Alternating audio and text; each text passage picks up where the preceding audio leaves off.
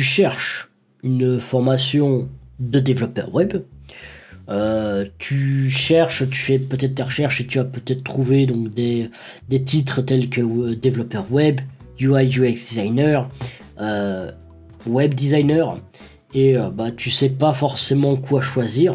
Peut-être qu'en fait tu trouves rien, peut-être que tu as trop de choix. Et dans les deux cas, eh bien en fait cette vidéo elle est faite pour toi. Pourquoi? Parce qu'en fait dans cette vidéo je vais vraiment essayer donc d'aiguiller les Belges à trouver une formation qui leur convienne. C'est une vidéo donc sans prétention, juste voilà de ma propre expérience pour avoir donc cherché des formations et trouvé une formation qui au final était très qualitative. Eh bien j'ai envie de te délivrer en fait comment est-ce que tu peux trouver donc des bonnes formations et surtout une formation qui pourrait te convenir à toi précisément. Donc je vais te dire tout ça, donc tous les conseils qui vont arriver juste après le générique.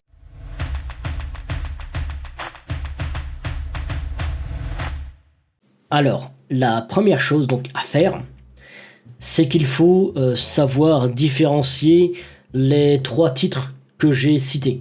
C'est-à-dire donc développeur web, UI UX designer et web designer. Il faut savoir que UI UX designer et web designer sont deux métiers graphiques. Si tu es plus orienté graphisme, si ce que tu as vraiment envie c'est de faire du Photoshop, faire du Figma, donc du prototypage, etc., vraiment rester sur les images, dans ce cas-là oui, dirige-toi plutôt vers donc des métiers graphiques tels que web designer, UI UX designer. Ce sont des métiers en fait qui finalement sont toujours du domaine du web, ce sont des métiers du web, cependant voilà, c'est pas que tu fais du développement web, ça reste du graphisme. En revanche, tu aides beaucoup les développeurs web à faire leur métier en fait. Mais ça, j'en parlerai probablement donc dans des vidéos dédiées sur cette chaîne. Je t'invite déjà à t'abonner si ça t'intéresse de recevoir en fait des notifications pour ce type de vidéos.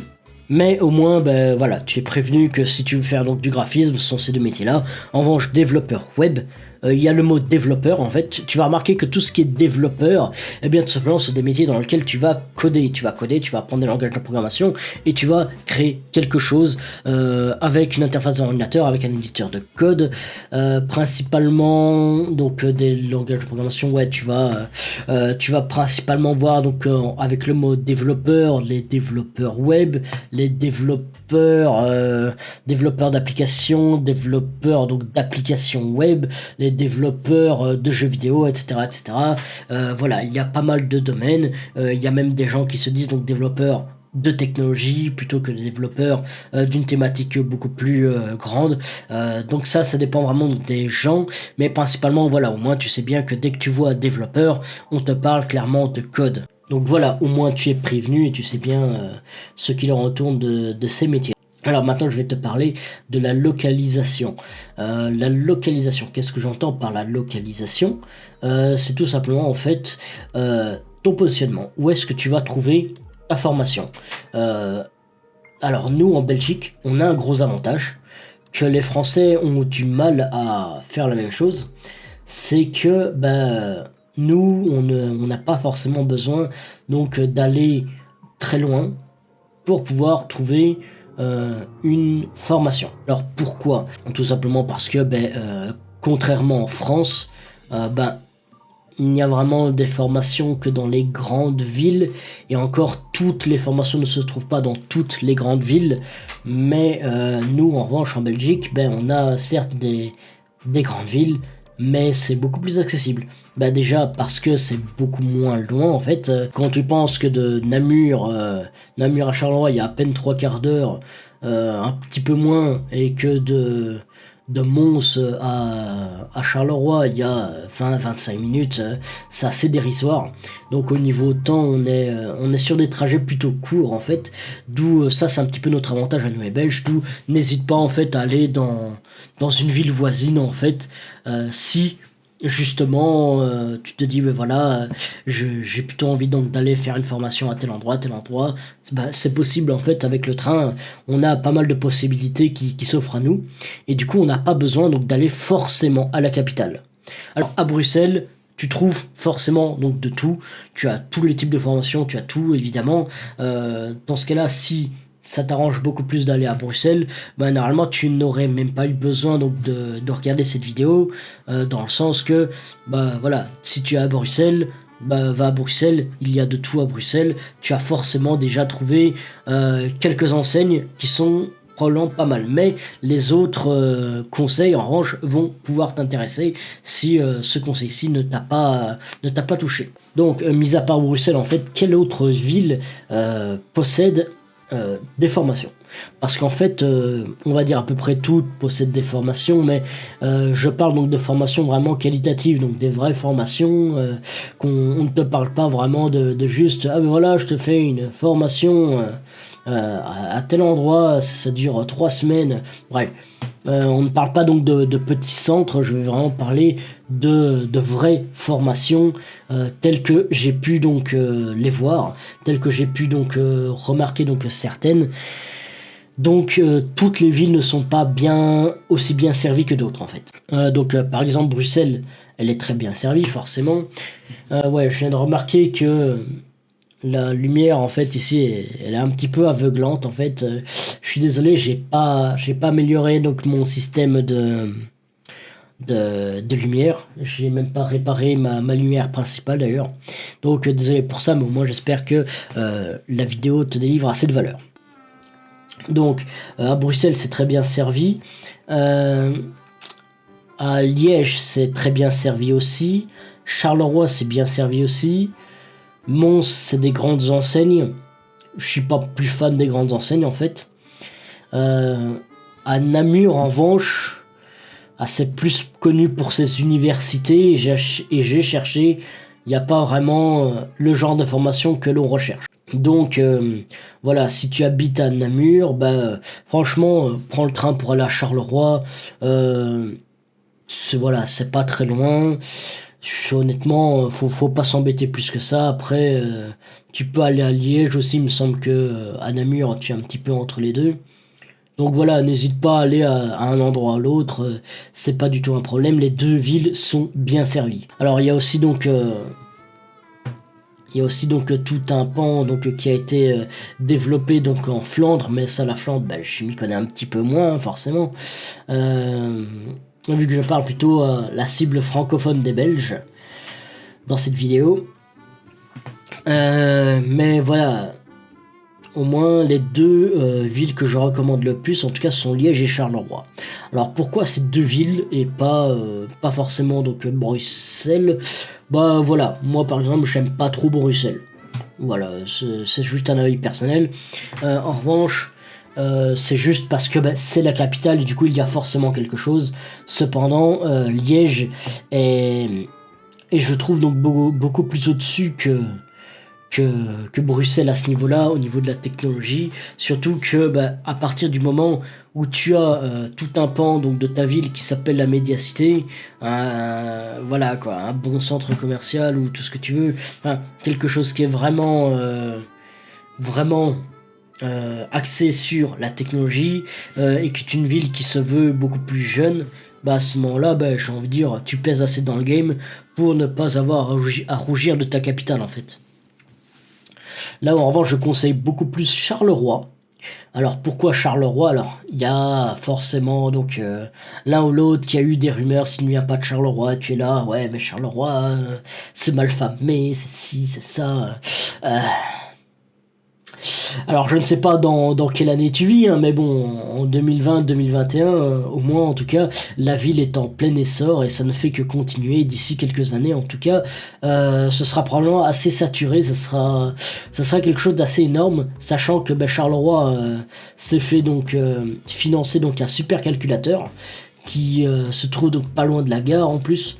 Donc voilà, au niveau technologie, Charleroi donc est voué à grandir de plus en plus et beaucoup plus d'enseignes s'installent à Charleroi. Je t'invite vraiment donc à faire partie donc des premiers arrivants parce que d'ici quelques années, à mon avis, ça sera tout simplement saturé, peut-être pire qu'à Liège, voire Bruxelles, tu vois.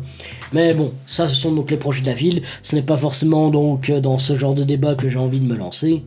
Mais au moins tu es au courant de la situation à Charleroi. Crois-moi que les formations là en revanche sont très qualitative. Je vais te parler plutôt donc de l'aspect, est-ce qu'on va prendre une formation en remote, donc à distance, ou bien est-ce qu'on va prendre une formation en présentiel.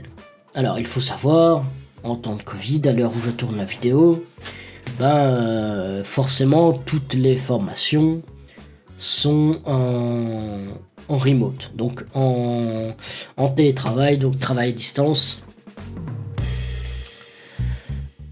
En revanche, ce n'est pas forcément donc ce que je conseille donc à l'habitude.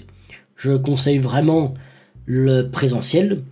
Non pas qu'il y ait une perte d'informations ou quoi, c'est juste qu'en fait, tu vas pouvoir davantage en fait acquérir comment on appelle ça? Tu vas acquérir en fait davantage donc de culture du web, de culture du développement, et en fait tout ça, cette culture, elle ne peut apparaître qu'à partir du moment où tu partages avec des pairs. Et forcément, si tu es full à distance, tu perds un petit peu donc cet aspect de communauté, et du coup tu n'auras pas forcément l'expérience donc du web. Ah zut, j'avais encore le mot il y a une seconde. Bref, tu as compris. De toute façon, tu n'auras pas ce petit truc, cette petite chose qui va faire en fait que tu seras vraiment dans le domaine du web, parce que tu ne comprendras pas les grands principes. Donc je conseille vraiment donc une formation donc en présentiel dès que tu peux, donc après Covid, tout simplement parce que voilà, tu auras beaucoup plus donc de ce petit truc là que je t'ai dit, je me suis vraiment plus du mot. Donc bref, tu as compris, c'est pas grave. D'ailleurs je vais y passer parce que j'ai déjà dit ce qu'il faut pour ce sujet là. En revanche, maintenant je vais parler donc de la durée, parce que oui, la durée c'est une question qu'on se pose. On a toujours envie d'avoir tout pour rien, on a envie d'avoir la super maxi formation qui coûte 0 € et qui en plus ne dure que 2 semaines, et du coup tu deviens directement développeur et paf, ça y est, tu as un métier, tu vas directement bosser chez Google. Non, c'est pas possible. C'est impossible. Si tu veux donc une formation de qualité, déjà tu ne prends pas en dessous de 3 mois. Déjà 3 mois c'est assez court, mais tout dépend de la promesse en fait. Si on te dit voilà, tu deviens développeur front-end en 3 mois, c'est une promesse qui me semble cohérente. Si on te dit full stack en 6 mois, ça me paraît cohérent aussi. Alors pour les détails, oui, forcément tu ne seras pas full stack en seulement 6 mois, tu ne seras pas vraiment développeur en 6 mois et même avec un stage, mais voilà, au moins ça te donne déjà de très grosses bases. Je te déconseille vraiment donc d'aller en dessous donc de 3 à 6 mois. Moi je te conseille beaucoup plus de prendre 6 mois et de prendre des formations donc qui proposent 6 mois avec un stage en général.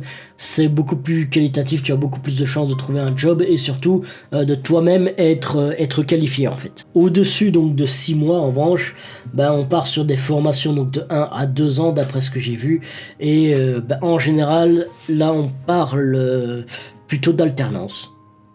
On parle plutôt en fait d'alternance. Voilà, c'est juste de l'apprentissage en fait. Tu vas durer 2 ans où tu vas travailler donc dans une entreprise, et une autre partie tu seras dans l'école en question pour pouvoir apprendre le développement web. C'est moins populaire et il me semble qu'en plus ces formations sont payantes. Ça fait le café, mais après je ne suis pas non plus fan. J'ai pas forcément trouvé donc d'autres personnes qui ont fait de l'alternance, mais bon, ça ne doit pas être si mauvais que ça, dans le sens que l'alternance donc te permet donc directement d'avoir de l'expérience sur le terrain, donc c'est pas mal. Après, est-ce que tu as donc la culture du web ou pas? Je ne sais pas. Je ne sais pas pour le coup. Juste, je ne suis pas fan parce que c'est moins populaire, et surtout, tu dures 2 ans pour te dire, voilà, tu es développeur web. Ouais, d'accord, mais tu as des formations de 6 mois, Et clairement, ça te donne tout autant d'expérience que cette formation de 2 ans. Pour moi, c'est un petit peu du temps gâché. D'où mon choix, en fait, par défaut, se trouve vraiment donc, dans la catégorie des formations de 3 à 6 mois avec un stage. Ça me paraît un très bon compromis, en fait. C'est presque 1 an, et du coup, ouais, c'est vraiment ce que je te conseille, en fait. Aussi simple que ça. Alors maintenant, au niveau du prix. Est-ce que tu prends une formation gratuite, ok, donc prise en charge par le forum, ou payante, donc forcément non prise en charge par le forum. Vous pouvez voir la charge de batterie restante dans le coin supérieur droit de l'écran. Pour obtenir... Donc est-ce que tu vas prendre donc une formation payante ou une formation gratuite, donc agréée ou non forum, donc ça dépend de toi, donc de tes finances, est-ce que tu fais une reconversion. Alors dans tous les cas, payer n'est pas un problème. Ok, je tiens à dire donc que payer n'est pas un problème, c'est juste évite les bootcamps à 5000 € pour 3 mois. Déjà, comme j'ai dit, 3 mois c'est un petit peu la valeur basse. En général, ces bootcamps te disent voilà, tu vas devenir full stack au bout de 3 mois, on va te garantir un emploi. Ouais, d'accord, mais après, est-ce que tu es vraiment un ouvrier qualifié? Je ne pense pas. Un ouvrier qualifié, un employé qualifié, plutôt. N'empêche-t-il que tu peux quand même avoir un job assez rapidement, après tout, bon, 5000 €, il y a intérêt. En fait, 5000 € n'est pas du tout le problème du prix, c'est que c'est 5000 € pour 3 mois. Et là, pour moi, ça devient un petit peu abusif, c'est pas illégal, c'est pas une arnaque non plus, mais voilà, j'adhère pas vraiment. Pour moi, c'est un petit peu abusif. Parce que pour moi en fait ça ne fait que surfer sur la vague donc des formations qui sont vraiment en hausse pour le moment. Du coup c'est vraiment pour éviter donc ce genre donc de formation, ce genre pas d'arnaque mais bref, au moins tu éviteras donc de dépenser 5000 € pour au final ne pas apprendre grand chose non plus, pas plus que dans une formation en fait. Alors en revanche, ce qu'il se passe c'est qu'il y a beaucoup donc de formations gratuites agréées forum qui pop un petit peu partout et qui sont tout de même de bonne qualité. D'ailleurs, je t'invite plutôt donc à prendre donc des pédagogies actives. Tout simplement, la pédagogie active, c'est tout simplement il n'y a pas de professeur. C'est tout simplement, voilà, tu apprends de toi-même, tu apprends donc en faisant, tu apprends donc par la pratique, mais de la vraie pratique en fait. Et du coup, ça c'est une vraie valeur ajoutée. Moi, j'ai participé à une formation donc en pédagogie active. C'est vraiment le jour et la nuit, c'est vraiment parfait en tout cas pour moi. Ça n'a pas été le cas pour tout le monde, mais ça, j'en reviendrai peut-être dans une vidéo prochaine, un petit guide de survie. Mais voilà, en tout cas, sache que tu peux donc trouver des formations donc de full stack 6 mois plus un stage agréé forum donc gratuit. Dans ce cas-là, moi je te les conseille vraiment, c'est plutôt pas mal. Et si tu prends en pédagogie active, ça sera encore meilleur. C'est vraiment donc pour revenir donc sur le sujet parce que voilà, les formations gratuites, c'est bah, tout simplement actuellement elles sont beaucoup plus qualitatives que ça. C'est l'État donc qui paye donc ces coachs qui t'enseignent en fait le développement web, et du coup eux ils s'y retrouvent aussi, donc pas de panique, il n'y a pas d'arnaque non plus là-dedans. C'est totalement good et légal et approuvé par l'État, d'où n'hésite pas, surtout si c'est agréé par le forum. Donc voilà, c'est à peu près tout ce que j'ai à dire. Alors si ce genre de vidéo donc t'intéresse, si ce genre de vidéo t'a aidé, et bien dans ce cas-là, n'hésite pas donc à me faire un pouce bleu, me faire un commentaire. Si tu as des questions, pose-les dans les commentaires aussi, mais surtout abonne-toi parce que il y aura donc une vidéo qui prochainement va arriver, donc qui sera un guide de survie qui devrait, une fois qu'elle est sortie, devrait arriver, s'afficher quelque part par là.